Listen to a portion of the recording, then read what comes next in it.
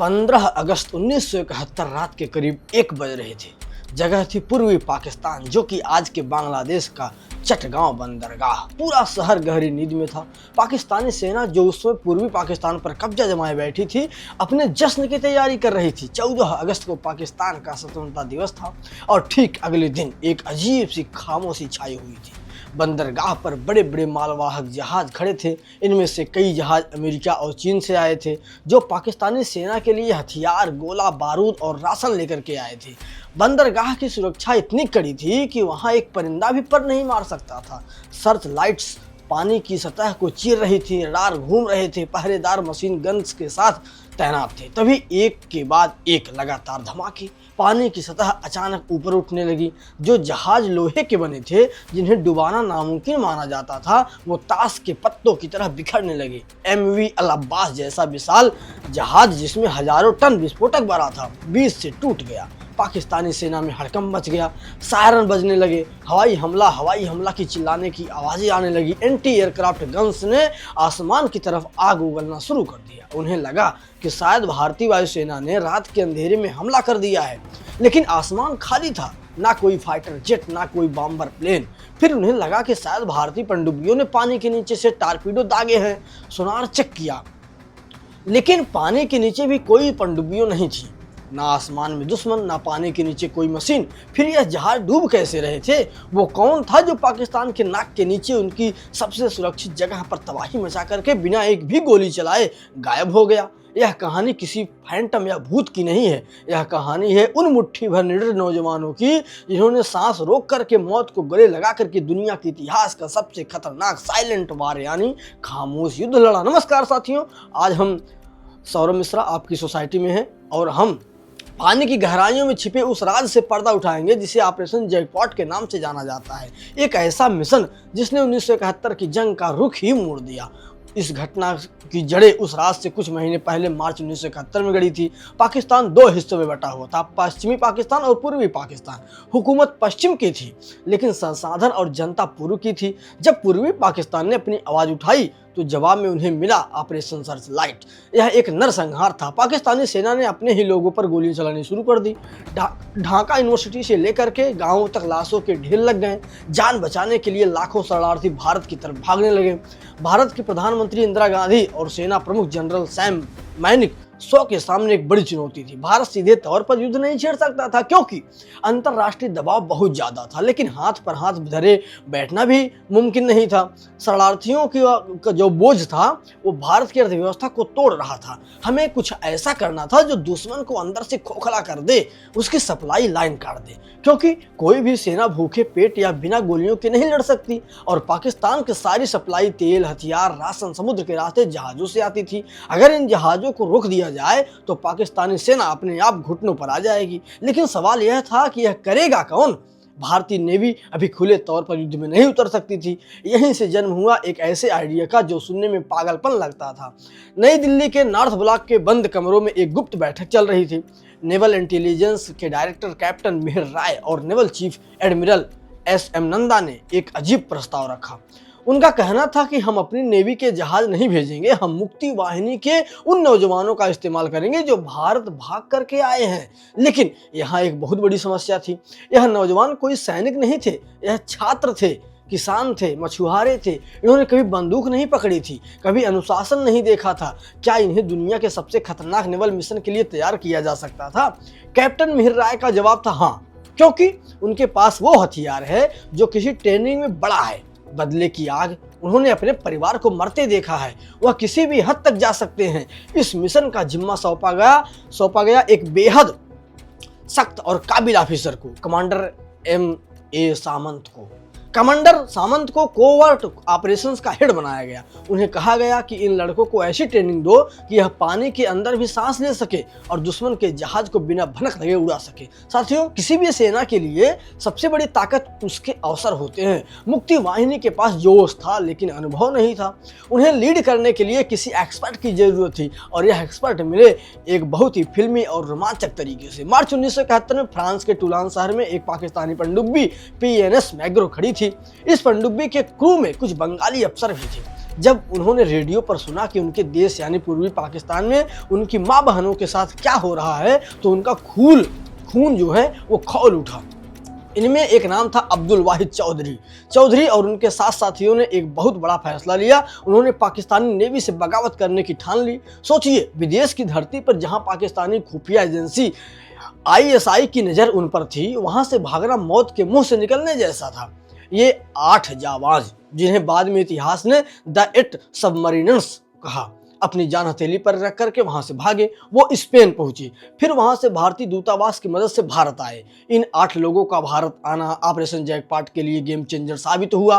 और अब हमारे पास ऐसे ट्रेनर थे जो पाकिस्तानी नेवी की नस नस से वाकिफ थे। मई 1971 पश्चिम बंगाल का मुर्शिदाबाद जिला भागीरथी नदी, वो उसका किनारा था नदी का। यहाँ एक गुप्त ट्रेनिंग कैंप बनाया गया। इस कैंप का नाम रखा गया कैंप प्लासी। इतिहास का पहिया देखिए दोस्तों, 1757 में इसी जगह प्लासी की लड़ाई में नवाब सिराजुद्दौला को धोखे से हराया गया था और भारत ने अपनी आज़ादी खोई थी। और अब 200 साल बाद ठीक उसी जगह पर एक और आज़ादी की लड़ाई की तैयारी हो रही थी। लेकिन इस बार हम किसी को गुलाम बनाने के लिए नहीं, बल्कि किसी को आज़ाद कराने के लिए लड़ रहे थे।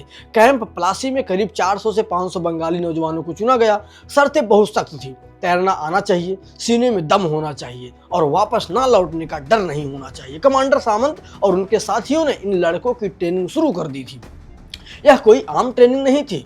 इन लड़कों को सिखाया गया कि पानी के अंदर घंटों कैसे रहना है, बिना ऑक्सीजन सिलेंडर के सिर्फ एक पाइप के सहारे कैसे तैरना है, पानी का बहाव, ज्वार भाटा और अंधेरे में दिशा कैसे पहचाननी है। लेकिन सबसे महत्वपूर्ण चीज़ जो उन्हें सिखाई गई वो ये थी कि उनका हथियार लिम्पिट माइन देखने में यह एक छोटे कछुए या उल्टी कढ़ाई जैसी होती थी। इसके अंदर शक्तिशाली विस्फोटक भरा होता था, बम, और इसके नीचे लगे होते हैं बहुत ही ताकतवर चुंबक। कमांडोज को सिखाया गया कि उन्हें तैरते हुए दुश्मन के जहाज के नीचे जाना है और पानी के अंदर ही जहाज के पेंदे यानी लोहे की सतह पर इस माइन को चिपकाना है। यह चुंबक इतना तेज होता था कि एक बार चिपक गया तो उसे हाथ से निकालना नामुमकिन था। लेकिन खतरा इसमें नहीं था, खतरा था इसकी टाइमिंग में। माइक लगाने के बाद, माइन होता है उसको लगाने के बाद कमांडो को वहाँ एक सेफ्टी पिन खींचनी होती थी। पिन खींचते ही एक केमिकल रिएक्शन शुरू हो जाता था जो डेटोनेटर को एक्टिवेट करता था। लेकिन यह रिएक्शन पानी के तापमान पर निर्भर करता था। कभी कभी यह 30 मिनट में फट सकता था, कभी 2 घंटे में। सोचिए, आप पानी के नीचे हैं, आपके हाथ में एक बम है, आप उसे जहाज पर चिपका रहे हैं और आपको पता है कि अगर थोड़ी सी भी गलती हुई या टाइमर जल्दी चल गया तो आपके शरीर के चिथड़े उड़ जाएंगे और पानी का रंग लाल हो जाएगा। यह सुसाइड मिशन से कम नहीं था। अगस्त का महीना आ गया, मानसून अपने पूरे जोर पर था, नदियाँ उफान पर थी, ट्रेनिंग पूरी हो चुकी थी। अब इम्तहान की घड़ी थी और इन 400 कमांडोज को छोटे छोटे ग्रुप्स में बांटा गया और बॉर्डर पार करवा करके पूर्वी पाकिस्तान के अलग अलग ठिकानों पर भेज दिया गया। उनके निशाने 4 प्रमुख बंदरगाह थे। चटगांव बंदरगाह सबसे बड़ा और अहम, फिर मुंगला, चांदपुर और नारायणगंज बंदरगाह था। यह कमांडोज अपने टारगेट के पास पहुंच करके छिप गए। वो लोकल मछुआरे के भेष में थे, जिनमें वो झाड़ियों में टूटी नाव में छिपे रहते और रात को रेकी करते। उन्हें इंतजार था कि एक सिग्नल का। किसका? एक सिग्नल का। यह सिग्नल उन्हें कैसे मिलता? मोबाइल फोन थे नहीं, वाकी डाकी पकड़े जाने का डर था। तो भारतीय नेवी ने संचार का एक अनोखा तरीका निकाला। All India radio. तय यह हुआ कि आकाशवाणी के कोलकाता स्टेशन से एक खास गाना बजाया जाएगा। यह गाना पूरी दुनिया के लिए सिर्फ मनोरंजन था, लेकिन उन छिपे हुए कमांडोज के लिए यह मौत का फरमान था। 13 अगस्त 1971 सुबह के समय रेडियो पर एक गाना बजा। यह मशहूर गायक पंकज मलिक का गाना था।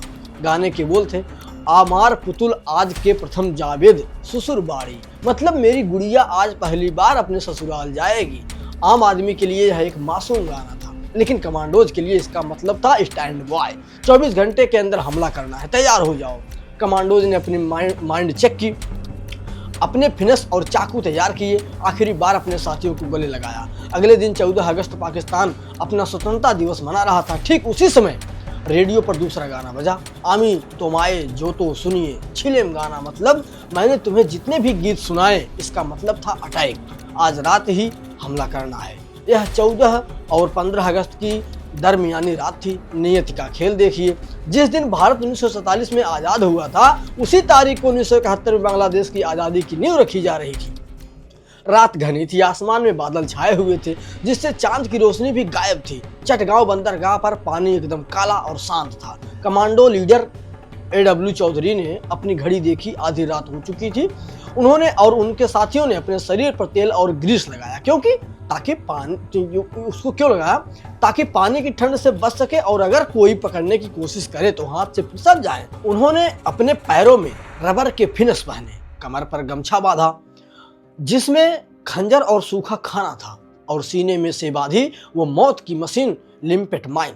पानी में उतरते ही एक अजीब सा सन्नाटा छा गया। इन कमांडोज को 1 किलोमीटर नहीं बल्कि कई जगह मतलब बहुत ज्यादा मील तक तैरना था, वो भी पानी के ऊपर नहीं, पानी के सतह के ठीक नीचे, सिर्फ एक पतली सी नली के सहारे सांस लेते हुए। सबसे बड़ा खतरा था पाकिस्तानी गश्ती नौकाएं, वो रह रह करके पानी में सर्च लाइट मार रही थी। जैसे ही लाइट आती कमांडोज पानी के अंदर सांस रोक करके नीचे चले जाते। अगर एक बुलबुला भी ऊपर आता तो ऊपर से गोलियों की बौछार हो सकती थी। उनके दिल की धड़कनें कानों में गूंज रही थी। उन्हें जहाज़ों के प्रोपेलर की आवाज़ें सुनाई दे रही थी। वो जहाज़ों के पास पहुंचे विशालकाय जहाज जो ऊपर से लोहे के पहाड़ जैसे लग रहे थे।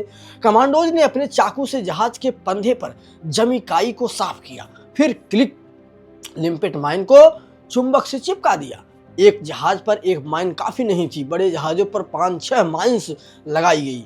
हर माइन्स का टाइमर सेट किया गया 45 मिनट। अब उनके पास भागने के लिए सिर्फ 45 मिनट थे और भागना भी उसी पानी के रास्ते था। तैर करके थकान से बदन टूट रहा था, लेकिन रुकने का मतलब था कि मौत। रात के 1:40 हो गए। कमांडो सुरक्षित दूरी पर पहुंच करके नदी के किनारे की झाड़ियों में छिप गए। वो भीगे हुए थे, कांप रहे थे, लेकिन उनकी नजरें बंदरगाह पर टिकी थी। 1:45 पर पहला धमाका हुआ। बूम! आवाज इतनी तेज थी कि कई किलोमीटर दूर तक खिड़कियां हिल गईं। इससे पहले कि पाकिस्तानी संतरी को समझ पाते, दूसरा धमाका हुआ। बूम! तीसरा, चौथा, पांचवा। अगले 30 मिनट तक चटगांव, मुंगला, चांदपुर और नारायणगंज के बंदरगाह धमाकों से गूंज रहे थे। जो जहाज कल तक पाकिस्तान का गुरूर थे, अब जलती हुई मसाल बनकर के पानी में डूब रहे थे। MV El Abbas, MV Orient बार्च सब के सब तबाह हो गए। पानी में तेल फैल गया और उसमें आग लग गई। ऐसा लग रहा था जैसे नदी में आग बह रही है। पाकिस्तानी फौज पगला गई थी। वो अंधेरे में हर तरफ गोलियां चला रहे थे। उन्हें समझ ही नहीं आ रहा था कि दुश्मन कहाँ है। वो पानी में गोलियां मार रहे थे, हवा में मार रहे थे, लेकिन हमारे कमांडोज वो तो अपना काम करके उस धुएं और अंधेरे का फायदा उठा करके गायब हो चुके थे। उस एक रात में, सिर्फ एक रात में लगभग 45 बड़े और छोटे जहाज डुबो दिए गए या बेकार कर दिए गए। तकरीबन 1 लाख टन का सामान पानी में समा गया। यह द्वितीय विश्व युद्ध के बाद दुनिया का सबसे बड़ा और सफल नेवल सेबोटाज ऑपरेशन था। सुबह होते होते दुनिया भर की हेडलाइंस बदल चुकी थी। BBC, वॉइस ऑफ अमेरिका, सब जगह यही खबर थी कि पूर्वी पाकिस्तान के बंदरगाह तबाह हो गए। बंगाली बागियों का घातक हमला हुआ है। इस हमले का असर सिर्फ जहाजों के डूबने तक सीमित नहीं था, इसका असर बहुत गहरा था। सप्लाई लाइन का खात्मा। पाकिस्तान अब अपने सैनिकों को रसद और हथियार नहीं भेज रहा था। चटगांव बंदरगाह इतना जाम हो गया कि वहां कोई नया जहाज। मनोवैज्ञानिक हार। पाकिस्तानी सेना जो युद्ध को अजय समझती थी वो डर गई। उन्हें ये लगने लगा कि मुक्ति वाहिनी कहीं भी हो सकती है। पानी में, जमीन पर, हवा में उनका मनोबल टूट गया। दुनिया को पता चल गया कि यह सिर्फ कुछ दंगाइयों का काम नहीं बल्कि एक संगठित युद्ध है। इस ऑपरेशन ने यह साबित कर दिया कि साधारण लोग अगर ठान ले तो दुनिया की किसी भी ताकतवर फौज को धूल चटा सकते हैं। दिसंबर 1971 में जब असली युद्ध शुरू हुआ तो पाकिस्तानी सेना पहले से ही हताश और कमजोर हो चुकी थी। ऑपरेशन जैकपॉट ने उनकी रीढ़ की हड्डी पहले ही तोड़ दी थी। 16 दिसंबर 1971 को जब जनरल नियाजी ने 93,000 सैनिकों के साथ सरेंडर किया तो उस जीत की नींव उन गोताखोरों ने ही रखी थी।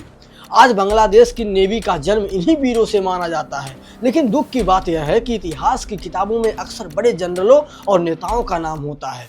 वो लड़के जिन्होंने अपने शरीर पर ग्रीस पोता था, जिन्होंने मौत के अंधेरे में पानी में छलांग लगाई थी, उनमें से कितनों के नाम जानते हैं? कैप्टन MN सामंत, कैप्टन मिहिर राय और वो 8 बागी सबमरीनर्स और वो 500 से ज़्यादा अज्ञात नायक। यह वो लोग थे जिन्होंने बिना वर्दी के, बिना मेडल की चाह के एक देश का नक्शा बदल दिया। इसे कहते हैं द साइलेंट वार। एक ऐसी जंग जहां शोर सिर्फ धमाकों का था लेकिन वीरता खामोश थी। आपको क्या लगता है साथियों, क्या इतिहास में ऐसे और भी साइलेंट ऑपरेशन हैं जिनके बारे में हमें नहीं पता है?